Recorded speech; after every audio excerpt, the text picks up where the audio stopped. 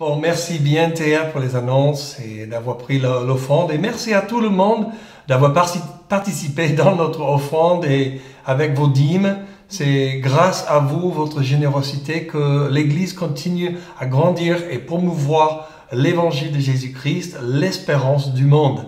Et aujourd'hui, on va juste continuer dans notre série sur la vision. Et aujourd'hui, on va approcher le sujet. J'ai invité Christy d'être avec moi ce matin. Merci. Oui, elle est beaucoup plus belle que moi, donc ça c'est une bonne chose pour la caméra. Mais très très content de t'avoir, Christy. Tu veux dire bonjour à tout le monde. Bonjour à tout le monde. Bienvenue. Ouais. Donc aujourd'hui, on va continuer cette série. Est-ce que tu voudrais juste présenter le sujet aujourd'hui? Ouais, aujourd'hui, on va parler de la vision pour la famille. Qu'est-ce que Dieu veut par rapport à la vision, parce qu'on continue cette série. Qu'est-ce qu'il veut que nous donne avec la vision? Comment ça transfère à nos enfants naturels et spirituels? Oui, en fait, quand on parle de la vision de la famille, il ne faut pas confondre que c'est juste pour les gens avec les enfants, parce que souvent, on voit ça dans la Bible et tout de suite, je me souviens bien quand j'étais célibataire, j'ai pensé, ah, c'est pas pour moi, je m'en fiche, je vais chez Burger King, je vais manger quelque chose et laisser les autres s'occuper de ces choses. Mais c'est pas le cas, hein? Non. Non, on a discuté ça tout à l'heure, Ouais. l'importance de penser à, comme tu as dit, nos descendants spirituels. Parce que Jésus nous a donné un commandement d'aller faire des disciples de toutes les nations, pas juste annoncer l'évangile, certainement annoncer l'évangile, mais aussi faire des disciples, et ça c'est différentes choses. Ouais, la vie de chaque chrétien, on porte le fruit, et le fruit, ça touche les vies des personnes autour de nous, en fait. Et voilà, si on transfère ce que Dieu nous a donné, la sagesse spirituelle, le discernement, les leçons de la vie, on transfère aux autres. C'est ça le commencement comment on dit le disciple-là? Le discipulat, oui. Oui, le mentoring et voilà, ça inclut ça aussi. Donc, les premières 2 semaines, on a parlé dans cette série de la vision personnelle et aussi la vision de l'Église à long terme, 5 ans, 20 ans, et parfois ça déborde des gens, mais pour les autres, ça leur plaît beaucoup et c'est incroyable le retour que je reçois sur ces choses. Mais franchement, la vision, c'est quoi et c'est quoi qui suscite la vision dans nos vies? On a posé des questions, etc. Deuxième semaine, on a regardé des choses qui nous bloquent d'avoir et de recevoir la vision dans nos vies. Ouais. Et quelques clés pour déboucher les tuyaux de vision dans nos vies. Donc j'espère que vous avez pu expérimenter avec le Seigneur dans son temps, votre temps avec le Seigneur, etc. pour creuser et commencer à débloquer la vision dans votre vie personnelle et corporelle. Bon, je pense qu'aujourd'hui, on va vraiment... Ça nous amène à un sujet très très proche à nos cœurs, la famille. Ouais. Et voilà, on va juste commencer avec quelques versets. Et Christy, tu veux lire la première? Là, je vais lire Psaume. Lequel? Tu lis. Ok. Ouais. Psaume 78. Ouais, donc 78, chapitre dans le livre de Psaume. Ça commence au verset 5. Il a établi un témoignage en Jacob. Il a mis une loi en Israël. Et il a ordonné à nos pères de l'enseigner à leurs enfants, pour qu'elle fût connue de la génération future. Dieu, c'est un Dieu générationnel, n'est-ce pas? Amen. Des enfants qui naîtraient et que devenus grands, ils en place à leurs enfants, afin qu'ils missent en Dieu leur confiance, qu'ils n'oubliassent pas les œuvres de Dieu et qu'ils observassent ses commandements, afin qu'ils ne fussent pas, comme leur père, une race indocile et rebelle, une race dont le cœur n'était pas ferme et dont l'esprit n'était pas fidèle à Dieu. Comment on peut confirmer que nos enfants et leurs enfants vont suivre le Seigneur? c'est par enseigner les commandements et les enseignements de Dieu. Et même, j'aimerais bien juste ajouter, on enseigne les commandements de Dieu et les lois, les principes de Dieu, mais plus que ça, c'est on modèle ces principes pour eux. Et juste en disant ça, ça me rappelle d'un sujet, une discussion qu'on a eue hier, du fait que nous ne sommes pas là, même si on est américain à la base, on est un peu mélangé avec les Autrichiennes maintenant, et les Hongroises, et maintenant certainement français, dans notre pensée, mais vraiment, c'est pas des valeurs du royaume sur la terre. Ouais. C'est pas un truc américain, on enseigne là, quand on parle de la vision, mais surtout sur la famille. Il faut qu'on efface toutes sortes de pensées que vous avez. Oh, voici les Américains qui poussent leur culture. Peut-être vous êtes dans ce cas, peut-être pas. Mais c'est vraiment important de souvenir. J'aimerais bien vous rappeler que nous faisons partie du royaume de Dieu maintenant. Et le royaume de Dieu a un roi. Et le roi a certaines valeurs, il veut transmettre dans nos vies. Et ce qu'on enseigne dans cet enseignement, c'est vraiment de transmettre et vraiment souligner et vous rappeler de quelles sont les valeurs du royaume de Dieu. Ouais. Parce qu'on ne veut pas que le royaume d'hommes soit établi.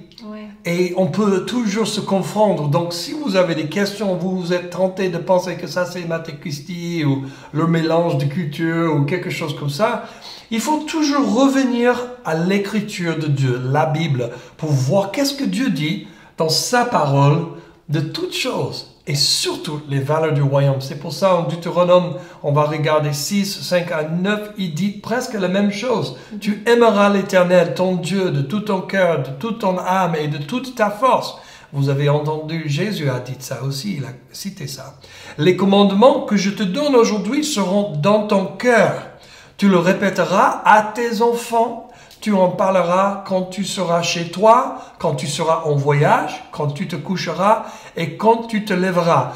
Voilà, on voit en Deutéronome, dans le temps de Moïse, il y a un message de Dieu de transmettre et retransmettre et répéter génération après génération. Et en fait, on voit que Dieu n'est pas juste le Dieu de Moïse, il n'est pas juste le Dieu d'Abraham, mais normalement, il est dit qu'il est le Dieu d'Abraham, Isaac et Jacob, multigénérationnel. Pourquoi? Parce qu'ils ont transmis les vérités, les promesses et les lois de Dieu. Oui, ça me rappelle de ce que Jésus a dit quand il parlait des pharisiens, il parlait des traditions de l'homme. Et on ne veut pas se tromper et remplacer nos valeurs du royaume de Dieu pour les traditions de l'homme. Et c'est ça ce que tu parlais, la culture naturelle, parce que on est enseigné d'avoir certaines valeurs dans chaque culture, et peut-être c'est différent, bon, bien sûr c'est différent chaque culture, mais on parle vraiment de la culture du royaume de Dieu, et pas les traditions de l'homme. Donc c'est différent. Et chaque culture a ses histoires, pourquoi ils croient comme ils croient. Et souvent, quand on est élevé dans une culture, dans un système d'éducation, on ne sait pas combien on est formaté dans cette culture. Et ça prend un voyage à l'extérieur et pas juste 2 semaines de vacances en Tahiti ou quelque chose comme ça, mais de vraiment vivre dans une autre culture et être obligé de se tromper avec les histoires de cette autre culture. Et ça commence à nous montrer combien on a appris certaines choses dans une certaine manière et maintenant, ça débloque des choses. Ouais. Bon, Christy et moi, on voulait juste partager quelques principes, mais bien avant, on partage quelques principes. Je voulais juste faire un tout court pause vite fait pour vous montrer peut-être un clin d'œil dans notre passé. Okay. Et quand on était très jeune, j'ai osé de faire une moustache et j'ai une photo de ce moment-là et je voulais juste vous montrer cette photo. C'est pas une photo, en fait c'était un monsieur qui a fait le dessin et je voulais juste vous montrer. Voici l'image de Matteo Christi pour c'est quoi 2001, 2002. Oh là là. Et oui. C'était 2002. Les enfants. Avant les enfants? Ouais. Oh là là, j'étais vraiment beau là. Il faut que je refasse la moustache. J'avais les cheveux comme ça. Monsieur Rache avec une moustache, on y va. Voilà. Prêt à sauver le monde. Ok, tu veux lire 1 Timothée 4, 10 à 12? Désolé, on a besoin de reconcentrer maintenant. J'aime bien jeter les pierres dans le truc. Je sais pas pourquoi tu as... Oui, c'était On juste fait pour ça. ça nous aide. Bon, 1 Timothée 4, 10 à 12. C'est dans cette perspective, en effet, que nous travaillons et que nous nous laissons insulter parce que nous avons mis notre espérance dans le Dieu vivant, qui est le sauveur de tous les hommes, et en particulier des croyants. Transmets ces instructions et enseigne-les, que personne ne méprise ta jeunesse, mais sois un modèle pour les croyants par tes paroles, ta conduite, ton amour, ton esprit, ta foi, ta pureté. C'est magnifique ça. Ouais, c'est Paul c'est qui enseigne à Timothée, qui a ensuite enseigné les autres hommes fidèles qui devraient enseigner les autres. Donc Paul, il a donné ce commandement en 2 Timothée 2 à Timothée de continuer à transmettre, et même il est en train en 1 Timothée de dire: regarde ici, il faut que tu transmets ces choses, il faut que tu enseignes les autres les mêmes choses. Donc ça, c'est un peu de tout ce qu'on voulait dire là, je crois, ça suffit. On voit que c'est vraiment dans le cœur de Dieu qu'on transfère les valeurs du royaume. Ouais. Et pourquoi? Ça, c'est les questions. Les gens disent, ok, je comprends, il faut faire. Mais pourquoi? Parce que souvent, le pourquoi, c'est une motivation très importante. À mon avis, c'est toujours très important. Si on n'a pas le pourquoi, on n'est pas motivé. Bon, si vous avez les enfants, vous savez, j'imagine que pour eux, c'est pas assez si on leur dit fais-le sans le pourquoi. Ils disent tout le temps, et même depuis un âge très très jeune, pourquoi c'est comme ça? Et au fur et à mesure, la raison qu'on leur donne, d'abord, ça commence avec un petit. Pourquoi j'ai dit, c'est pourquoi. Maman dit, donc fais-le. Mais quand ils grandissent, ça suffit plus. Il faut que je dise plus que ça. Il y a une raison pour laquelle. Bon, je ne peux pas penser à un exemple pour l'instant, mais dans la Bible, on voit aussi qu'il y a plein d'exemples des hommes qui servaient Dieu, qui louaient Dieu, qui aimaient Dieu. Complètement dévoués. Et la génération qui suit, quelque chose s'est passé et les enfants, ils ne suivent pas Dieu. Donc, il y avait... C'est comme une coupure.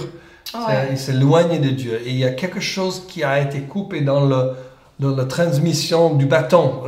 Donner le bâton, et c'est comme le bâton est tombé par terre. Et je ne sais pas pourquoi. C'est peut-être il manquait une vision à long terme. Il ne savait pas pourquoi. Il ne connaissait pas les valeurs exactement. Mais on voit des exemples dans le prophète et le prêtre Élie. Élie, c'était l'homme qui avait deux fils qui en fait faisait n'importe quoi. Il n'a jamais confronté, il n'a jamais traité la situation correcte devant Dieu. Et éventuellement, ses fils sont morts, n'est-ce pas? Donc là, il n'a pas bien transmis le message. Et donc, grâce à Dieu, Samuel a été élevé par une autre femme. Et là, on a Samuel qui a pris la place des fils d'Élie. Quelle tristesse qu'il ne pouvait pas transmettre le message, les valeurs, le cœur de Dieu, la relation avec Dieu à ses fils. Ouais.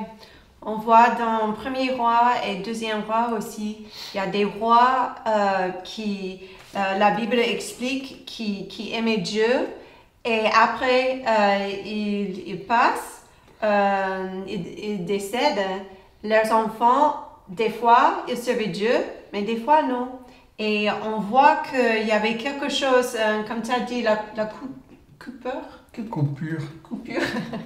Je crois, je sais pas. Dans les générations. Donc, pour moi, ça me donne la crainte de Dieu. On voit aussi le roi David qui avait ses enfants qui rebellaient contre lui. Et donc, même avec David, on voit cette transfert. Il y avait... Salomon. Mais non, Salomon... Tu parles des autres fils. Bon, oui, certainement. Mais il a servi, mais quand même, il a fait un peu montagne russe. Non, j'ai pensé à Absalom. Ah oui, Absalom, certainement. Ouais. Absolument. Absalom n'a pas bien suivi le Seigneur. Non. Et David n'a pas confronté, il n'a pas fait de grandes choses. Ouais. C'est dommage quand tu regardes tous les fils et tous les filles de David, combien ont servi le Seigneur. On n'entend rien. Ouais. Sauf que Salomon qui a fait la montagne russe. Heureusement, il est resté sur le Seigneur. Ouais. Donc, pourquoi on dit tout cela? Parce que c'est pas évident.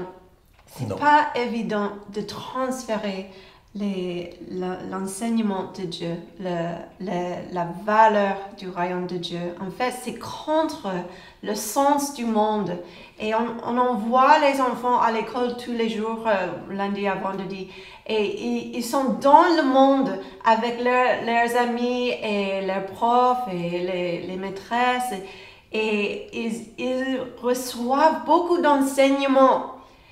Et si on ne fait pas notre part ici, chez nous, on perd l'opportunité pour vraiment transférer l'amour de Dieu. Et au cause de ça, nos enfants peuvent rater la vision pour leur vie, en fait. Oui, c'est vrai. C'est tellement... C'est sévère. En fait, c'est un peu... Dans ce moment, on parle beaucoup plus sévère que c'est tellement hyper important d'enseigner nos enfants, de transmettre, trouver les moyens pour enseigner. Ça, c'est notre responsabilité. D'abord, toute autre chose, si on a une famille avec les enfants, c'est notre boulot d'enseigner nos enfants.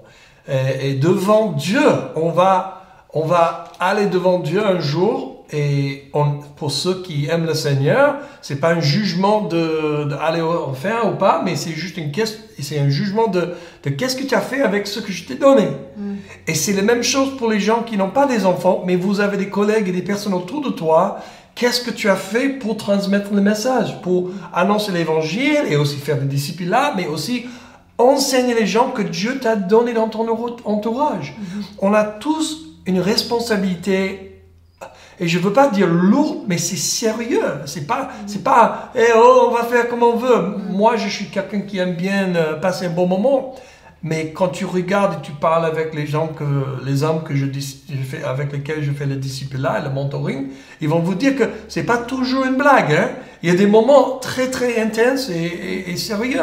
Parce que la vie est courte, beaucoup plus courte qu'on pense. Et Dieu nous a donné cette opportunité juste quelques années avec nos enfants.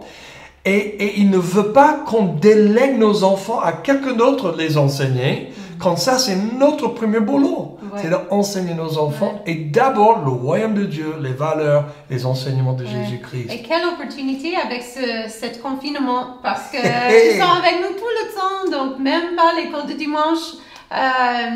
Donc, c'est vraiment le moment qu'on doit saisir pour passer les moments avec nos enfants et vraiment profiter de ces opportunités. Donc, on va vous donner juste 4 clés, vite fait, et qu'on essaie de vivre dans notre famille tous les jours. On est loin de parfait. Et c'est difficile. Demander à nos enfants. Et certainement, si vous avez le pourquoi, parce qu'on ne veut pas rater une génération qui capte le cœur de Dieu, si vous avez le quoi, les bons enseignements, et vous êtes des personnes fidèles et les bons intendants de la parole de Dieu dans votre vie, on va juste faire une vision devant nous, que Dieu a une vision pour ta famille. Tu as besoin d'aligner ta vision pour ta famille avec la vision que Dieu a pour ta famille. Et dès que ça se passe, il y a une capacité de mettre en pratique. Donc, voici 4 principes. Numéro 1, les enfants ne sont pas le centre de la famille. Hop, hop, hop, hop, hop, hop, hop.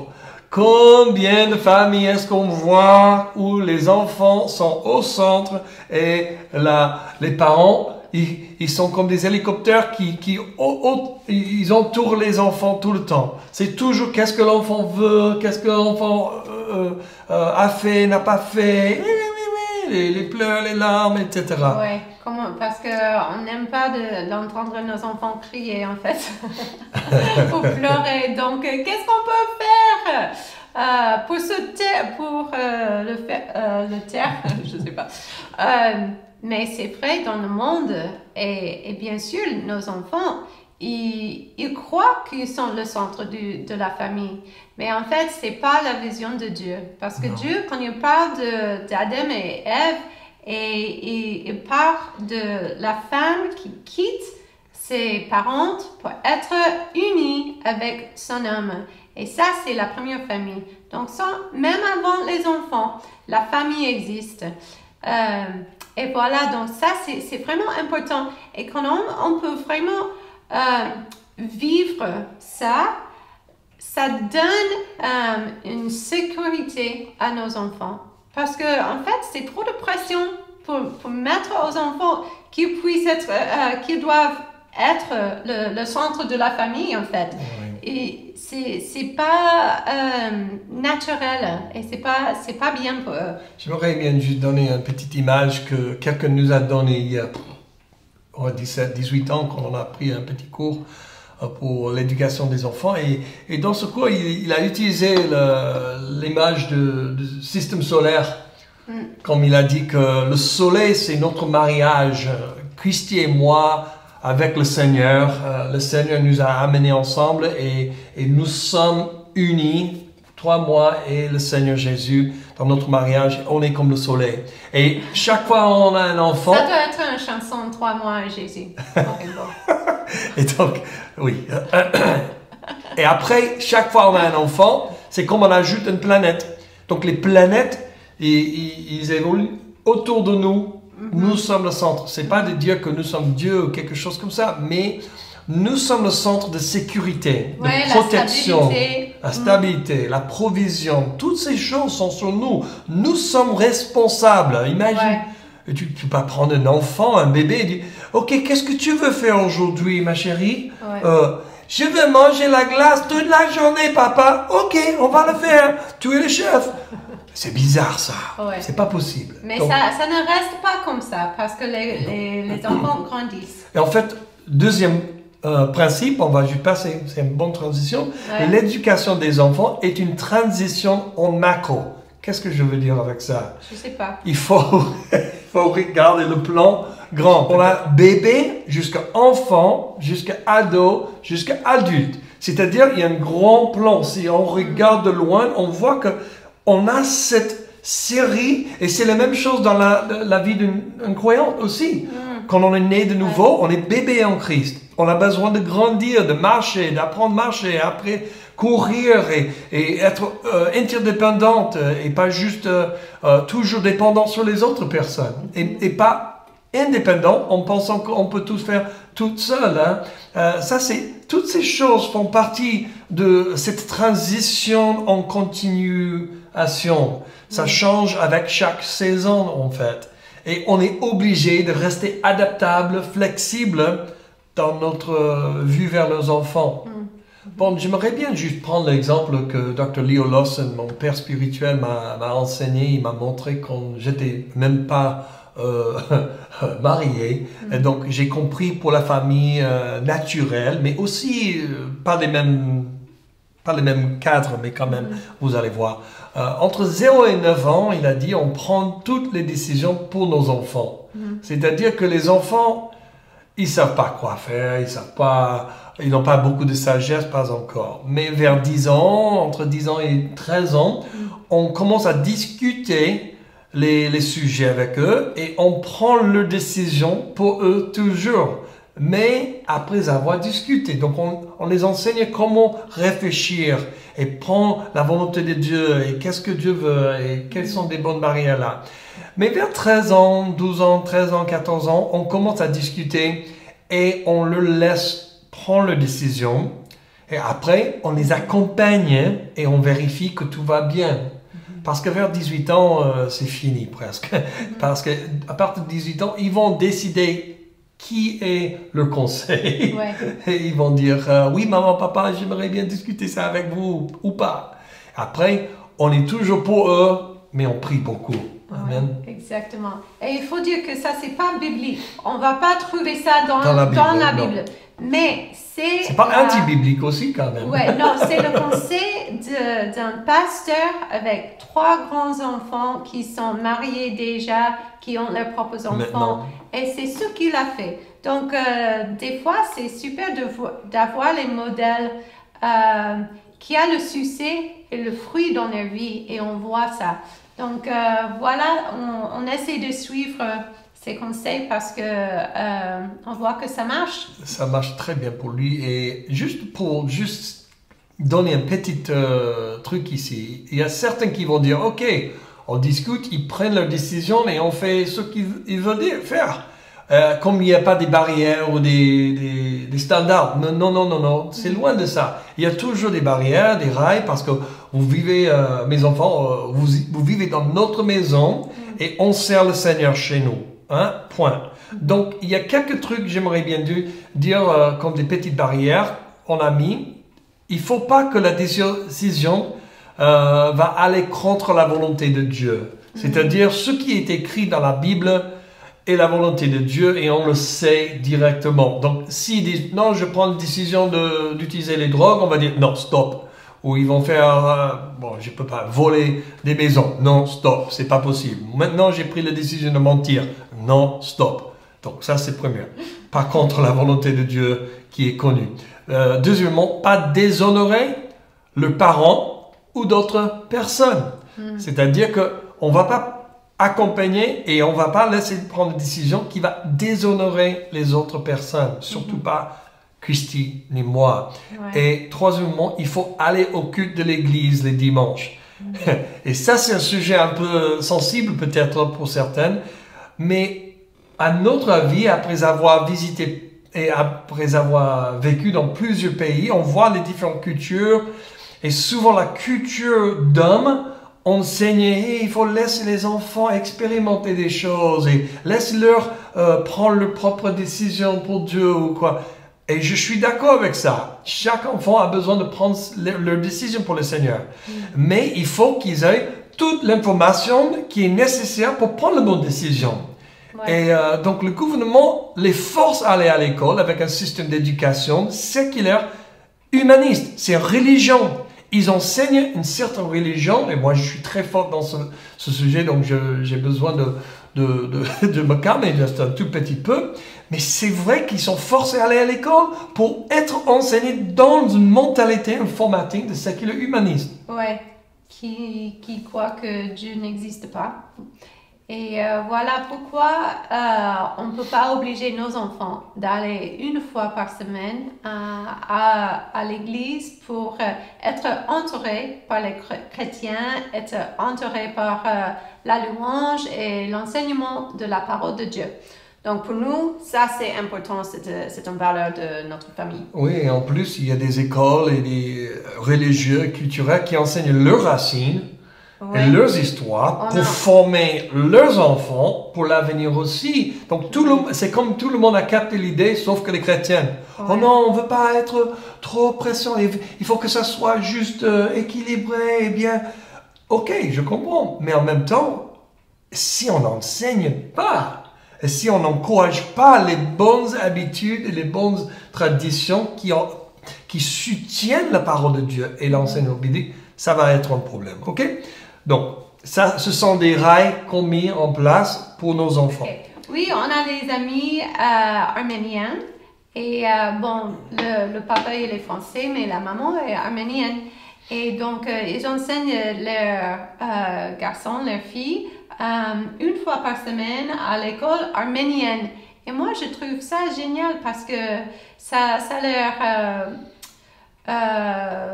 enseigne de leur identité, d'où ils viennent, la culture de leur héritage.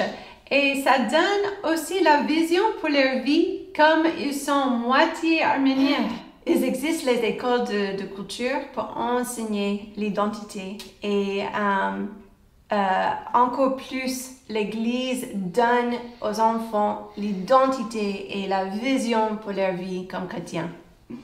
Amen. Amen. Bon, ça nous amène à troisième principe qui dit, même si on sait que nous ne sommes pas parfaits, on a déjà dit ça, nous croyons que nous devrions modeler Christ aux enfants et enseigner le pourquoi avec la Bible. Alors, le quoi et le pourquoi. Quoi faire et pourquoi on fait. On a déjà parlé du pourquoi tout à l'heure. On essaie franchement de modeler et enseigner le pardon, par exemple, l'intendance, la tendresse, la générosité, ainsi que tous les autres fruits de cet esprit. Mais comment modeler ces choses? Il faut vivre ces choses. Ouais, exactement. C'est-à-dire que, par exemple, chez nous, on fait des erreurs et qu'est-ce qu'on fait? On demande le pardon. Ouais. Quand on voit ça, bon, je me souviens quand mes enfants étaient petits, que j'ai commencé de demander pardon. Et ils étaient tout mignons et c'était super facile et très vite. Ah oui, bien sûr, maman, je te pardonne. Maintenant, comme ils sont ados, ils sont un peu réticents. Ok, oui, je te pardonne. Et des fois, ils sont toujours en colère. Et ça prend plus de temps. Comme des vrais adultes, en fait. Mais on modèle le pardon. Et quand on peut demander pardon à nos enfants, ça leur montre une humilité et la capacité que si maman ou papa, ils ont la capacité de demander pardon à un enfant, je peux demander pardon aussi quand j'ai tort. Et je pense que c'est une marque de Christ. Et c'est lui le modèle le plus important. Si on veut suivre Jésus, on doit suivre Jésus avec cette humilité, d'être honnête, d'être réel. On ne peut pas cacher qui nous ne sommes pas ou qui nous sommes, qui n'est pas bon. Les enfants, ils savent déjà. Les gens autour de nous, parfois, on peut cacher certaines choses parce qu'ils ne sont pas toujours dans la maison. Mais le plus on est vulnérable et honnête avec nous-mêmes et avec les gens dans notre entourage, le plus les gens vont dire « Ok, ça ressemble à Jésus-Christ, humble et puissant, plein de tendresse. » Et ça va changer nos vies, hein? Ça va changer les vies des gens autour de nous. Quand on fait des disciples avec des gens qui ne sont pas nos familles propres, naturelles, ces capacités, ces caractéristiques, ça montre quelque chose qui est tellement attirant, qui disent ça c'est authentique, ça c'est vrai, ça c'est le vrai Jésus là. Ouais. Donc j'aimerais bien vous encourager de prendre ça sérieusement. Et même il y a un verset qui se dit, moi on aime bien dans Matthieu 7, 9 à 11. Qui parmi vous donnera une pierre à son fils s'il lui demande du pain? Ou s'il demande un poisson, lui donnera-t-il un serpent? Si donc mauvais comme vous l'êtes, vous savez donner de bonnes choses à vos enfants, votre Père Céleste donnera d'autant plus volontiers de bonnes choses à ceux qui les lui demandent. J'aime ça parce que c'est vrai qu'on aime donner les cadeaux aux enfants, on aime faire plaisir aux autres. Mais comme autant que parents, des fois, mon idée d'un cadeau n'est pas pareille que l'idée que mon enfant a. Par exemple, par exemple. pour les ados, une super bonne idée de cadeau, c'est peut-être un nouvel iPhone. Ou Android, si vous avez certaines... juste un nouveau portable, nouvelle portable. Mais pour moi, récemment, j'ai donné un cadeau à mes enfants et c'était un cours de l'écriture de 3 semaines. Wouhou! Vous pouvez imaginer leur contentement. En fait, pas du tout, vraiment. Mon idée est que je veux qu'ils soient à l'aise avec l'écriture parce que je sais avec l'école, avec l'université, avec le travail, il y aura les demandes d'écrire, d'avoir, et il y aura cette pression pour eux de passer les examens. Et je veux qu'ils soient à l'aise quand la pression arrive. Donc pour moi, de préparer mes enfants pour leur avenir, parce que moi j'ai une vision de leur vie, je donne certains cadeaux, même si ce n'est pas les cadeaux qu'ils désirent en fait. Oui. Mais peut-être au fur et à mesure, ils vont l'apprécier plus tard. C'est comme toute chose. On a toujours apprécié des choses. Après, on voit le bénéfice de ces cadeaux. Et Dieu est pareil, comme Exactement. Papa. Il est pareil parce qu'il nous donne les cadeaux. Est-ce qu'on peut réaliser ces cadeaux dans nos vies? Est-ce qu'on a reçu des choses sans réaliser que c'était un cadeau de Dieu, en fait, parce qu'il est un bon Père. Et oui, ça me rappelle quand on fait le discipulat et on se retrouve avec un nouveau croyant ou quelqu'un qui veut apprendre quelque chose de la Bible, on est en train de donner souvent la vérité, les fondations, des choses qui sont solides pour bien construire quelque chose dans leur vie pour le Seigneur, une vie avec le Seigneur. Et souvent, les croyants, ils se confondent les choses d'importantes pour le reste de leur vie avec quelque chose qui est un peu flou. On peut juste parler de dons de prophétie. C'est super d'avoir le don de prophétie et tu peux prophétiser sur les gens, etc. Mais si tu n'as pas une bonne fondation biblique et théologique qui est nécessaire pour porter ce don et que ça soit un vrai bénéfice et une bénédiction dans les vies des autres à long terme, tu vas commencer à prophétiser des choses qui sont même pas bibliques. Donc ça devient plutôt une malédiction. Donc c'est important de savoir qu'on donne certaines choses comme une fondation théologique, biblique correcte, qui en fait sont pas toujours très beaux. C'est pas la nouvelle voiture qu'on voulait. Mais en fait, ça va apporter beaucoup plus de fruits à l'avenir. Amen. Et ça nous amène à notre quatrième point qui dit, en tant que parents, nous portons la vision pour les vies de nos enfants jusqu'à leur âge de maturité. Et je ne sais pas si on veut parler beaucoup de ça ou juste dire que nous sommes des bons intendants de la vision pour leur vie parce qu'ils ne voient pas si loin que nous. Et on est obligé d'être avec Dieu dans sa présence et recevoir une vision pour les vies de chacun de nos enfants. Et quand Christy et moi commençons à prier pour nos enfants, qu'ils étaient très jeunes, on commence à avoir les petits clins d'œil pour le destin. Et c'est incroyable de voir ça développer de plus en plus. Et heureusement, dans la famille de Dieu, on est générationnel.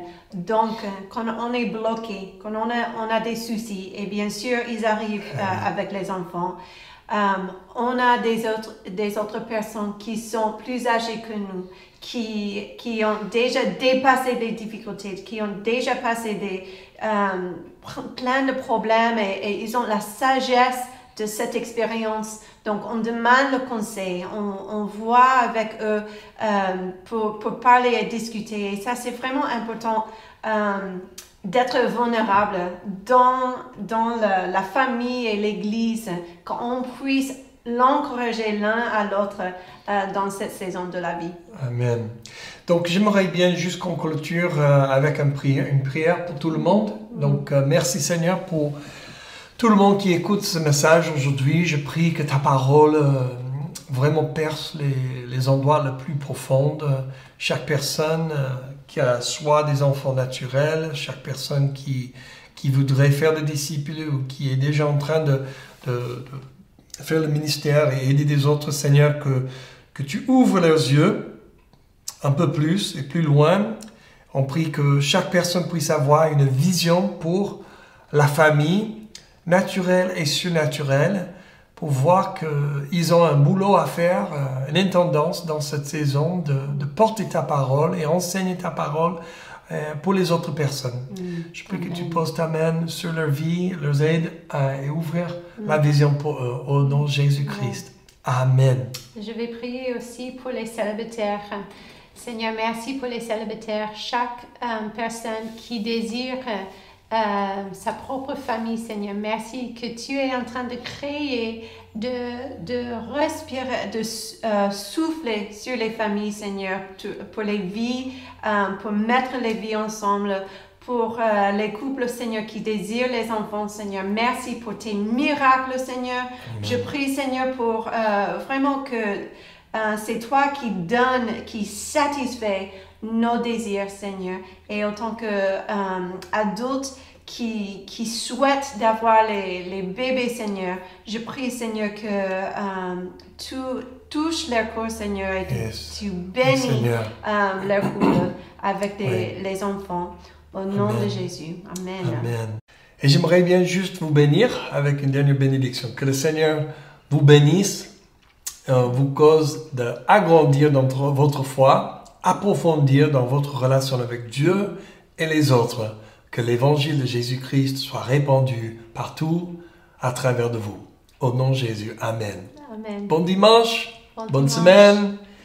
Et n'oublie pas, on va papoter dans le chat Zoom. À tout de suite. Le lien est juste là. Soyez bénis.